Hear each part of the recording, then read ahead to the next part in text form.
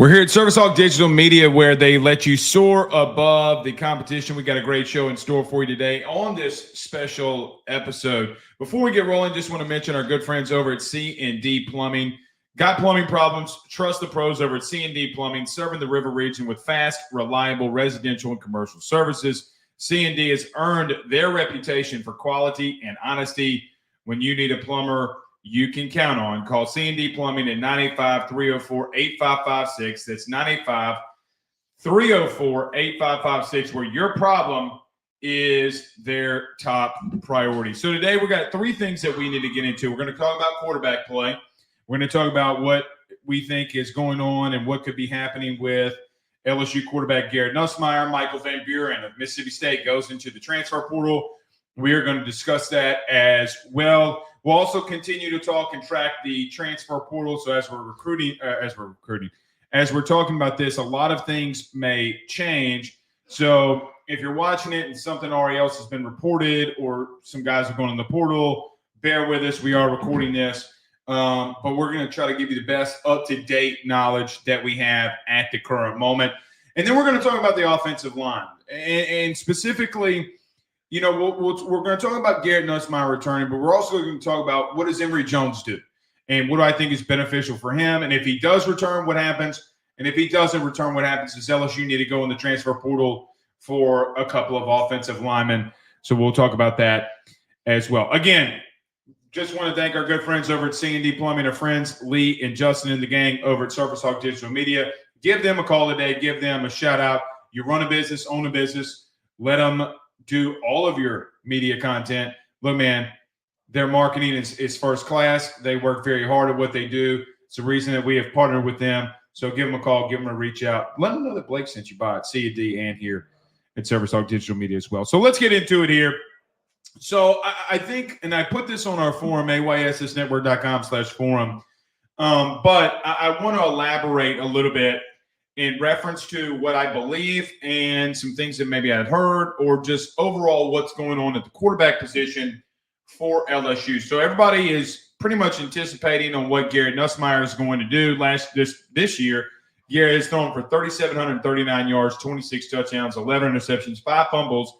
Also did run for 3 touchdowns this past season. Look, I think it's very interesting for me when it comes to Garrett. I think when Saturday happened and you had a situation with a Georgia quarterback that really hurt his elbow in Carson Beck, things started becoming very interesting for a guy like Garrett Nussmeier. Because outside of Shedeur Sanders, outside of Cam Ward, the question now becomes who would be that third quarterback in the NFL draft. And I think that when we look at this, I think there's been a lot of lobbying by agents. I think there's been a lot of lobbying by people in the NFL who, look, teams always want quarterbacks, especially quarterbacks that have the pedigree of Garrett in reference to his dad being in the NFL, his dad coaching in the NFL. But I think the question ultimately is going to come down to one thing or two things, really. Number one, what is best for Garrett? Does he come back and get another year under his belt, develop, continue to get better? Does he cut down on some of those turnovers?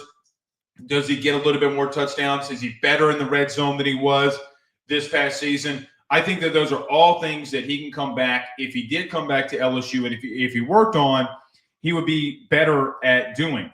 Garrett's been here a long time. He's been around the block for a long time. And I think if I'm just giving you my God's honest opinion on him, on what I think he should do, what I think he should do is I think he should come back to college football. Look, 490 plus attempts, 3,700 yards, 63% completion percentage. The problem with Garrett at the current moment, man, that completion percentage in conference has got to go up. It was very bad.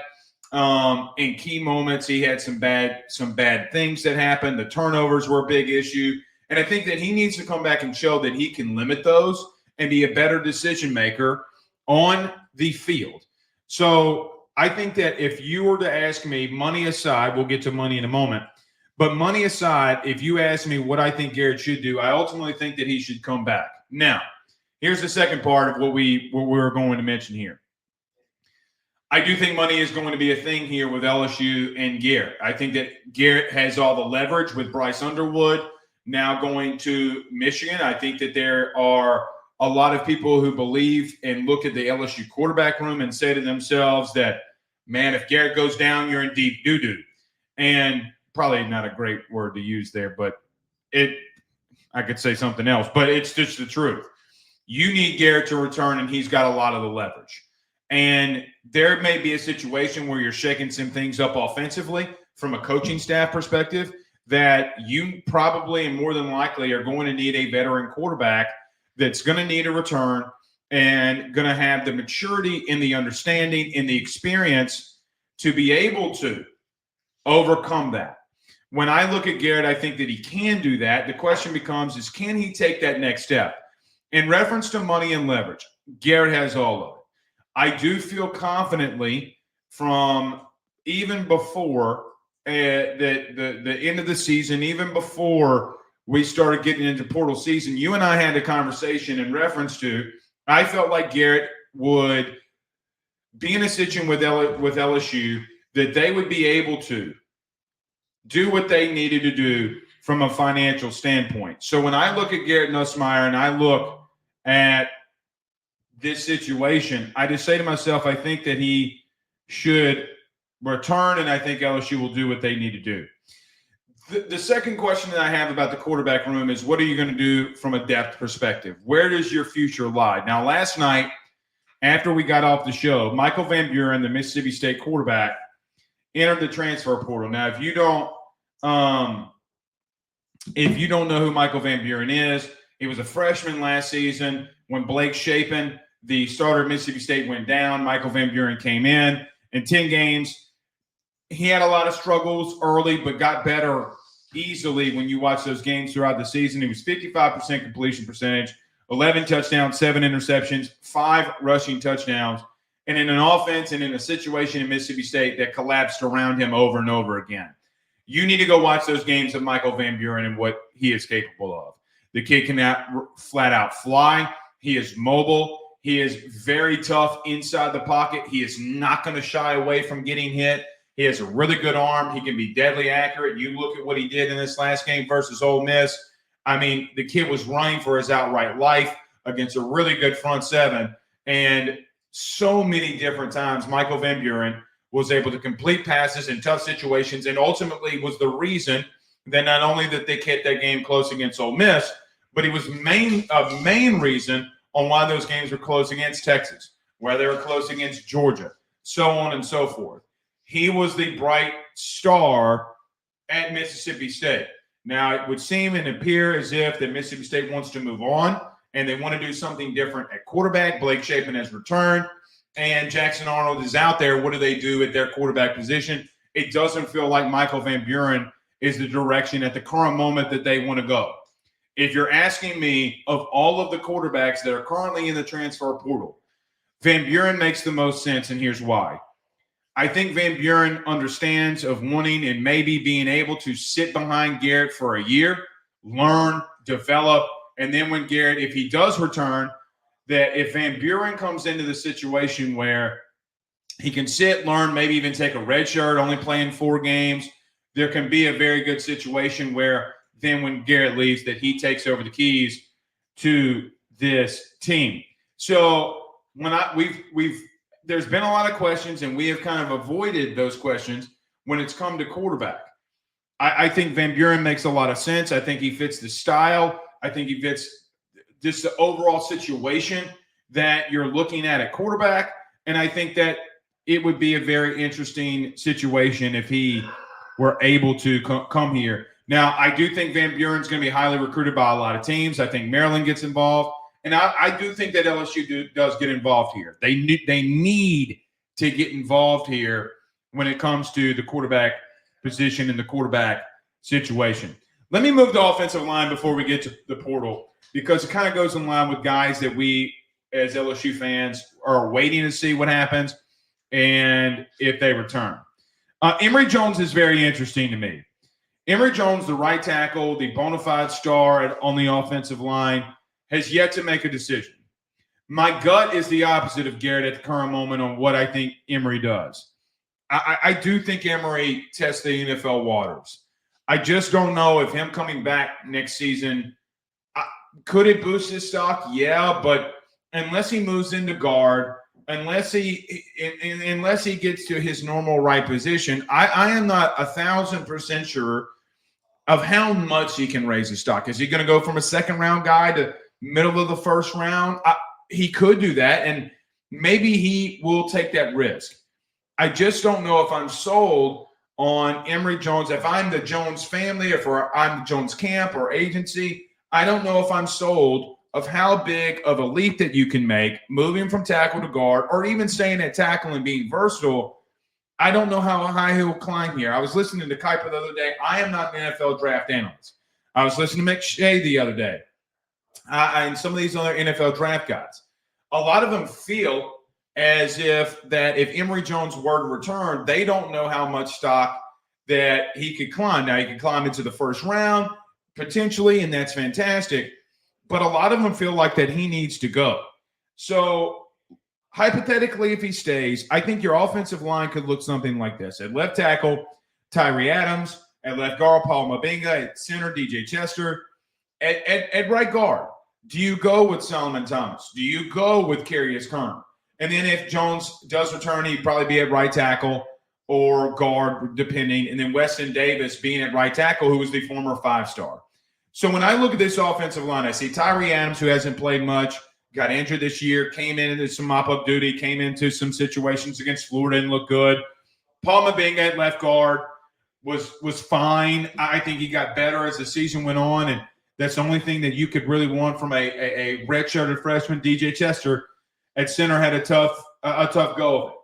So I think that LSU's got to attack the offensive line. I haven't heard much in reference to them attacking the offensive line. I think that they need to do it.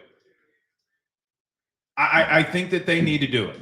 I think that they need to find and be in a situation where they attack guard, they attack center, but I'm not 1,000% sold. As I spilled my coffee right here, I guess we'll just clean up in just a moment. They got to go find a guard, and if they don't, and Emory Jones returns, I put him at right guard, and I'm getting Weston Davis ready to play. I think that you have a lot of talent along the offensive line. I don't think that you're completely anemic in reference to the way that Brad Davis is recruited. The question that I ask here is, are you ready to go? Are these guys that were highly recruited, highly touted, are they ready to go based off of what we've seen from them in high school? We don't know that yet. But you do have a lot of talent along that offensive line. It's going to be interesting to see what happens with Emory Jones. It's going to be interesting to see how they attack all of this. But if he does come back, you have an anchor there. If he doesn't, well, it is what it is. All right. So let's wrap it up here. We've been in here about 13, 14 minutes here. So I want to wrap it up here and talk about the transfer portal. So we've talked about a lot, and I've had a lot of questions as of last night because Arkansas tight end Luke Haas has been on campus, and he'll be on campus today. I still think they're going after him. But here are some just quick reminder of guys that I think LSU has definitely been public about going after, and just guys in general. Luke Haas, Barian Brown, Will Helt, Williams, Wanari, Hunter Osborne, Posner out of Jacksonville State. I'm checking my phone because we have just making sure that we are not missing on any breaking news here. But Posner out of Jacksonville State, and Hunter Osborne and Dylan Thieneman from Purdue. Here's what I'd say about the portal right now. In the portal, you are going after tight ends and safeties. You need all of them. Daniel Thieneman out of Purdue is someone, or Dylan Thieneman, excuse me, not Daniel. Dylan Thieneman out of Purdue is someone who I think is arguably and probably is the best safety in the portal. He went on record last night saying that he has spoken with Oregon, Ohio State, LSU, and I think that, guys, you got to pay that young man what he's worth. Your safety play has been abysmal ever since Greg Brooks went down. You have not been able to recover. You have not been able to sustain. And quite honestly, I'm tired of seeing it. Him and Poyser are two men. I think Poyser could play a star. I think Thieneman can legitimately do whatever he wants. Guys, those are two dudes that whatever price tag that they're asking, I do think that you don't have a choice on what it is that you need to do. I think you got to go after them. I know that Oregon, Ohio State, and a lot of these teams, and even teams in the SEC, are going after both of these young men. You got to go get them, man. You got to go get them because you're about to be in a situation where you're rolling out a couple of redshirted freshmen, a couple of a true sophomore that have no experience and are arguably not developed or ready for the moment. Maybe Spears can be ready for the moment in a true offseason. These young men are going to be garnered as one of the some of the best, and I would go get them. The only other note that I would make here is there are two DBs, corners, that you're going to be going after. We talked about Jakeem Jackson a lot out of Florida.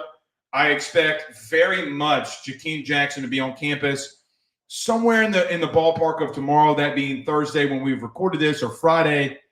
Look, man, I think you're leaning for that one. I think that you do get Jakeem Jackson. If I put in a crystal ball or were forced to put in one, I would put in one for him to LSU. But Rayon Strader, the Miami of Ohio DB, the corner. Guys, I think he's one of the best, if not the best corner, true corner in the portal right now. He had 31 passes broken up in 2 seasons. He had 100 tackles in 2 seasons. He had multiple interceptions in 2 seasons. And it's not as if Miami of Ohio played Rudy Poos every single week. He did this against MAC opponents. He did this against Ohio State. He did this against any P4 team that he played. This kid is a baller, shot caller, 20-inch blades. And yes, I'm talking about the rap song.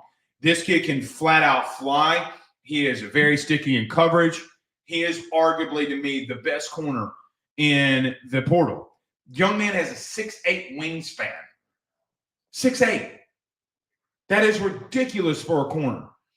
So I have started to ask. I know LSU has taken really big looks at Strader. It's going to be really interesting to see if they go after him. I would how do I want to say that? I'd throw a Brinks truck at him and see what happens. So it's going to be interesting. All right. So I greatly appreciate all of our good friends over at Service Talk Digital, our good friends over at C&D Plumbing. Go over to C&D Plumbing today, where they're very much reliable on residential and commercial services. They want to earn your business, man. Your problem is their priority. They will come and get to you today if you are in the River region. 95304-8556. It's 95304-8556. From everybody over at AYS and Service Talk Digital Media, we greatly appreciate you joining us here today. Until then, we'll see y'all soon. Y'all have a good day, man.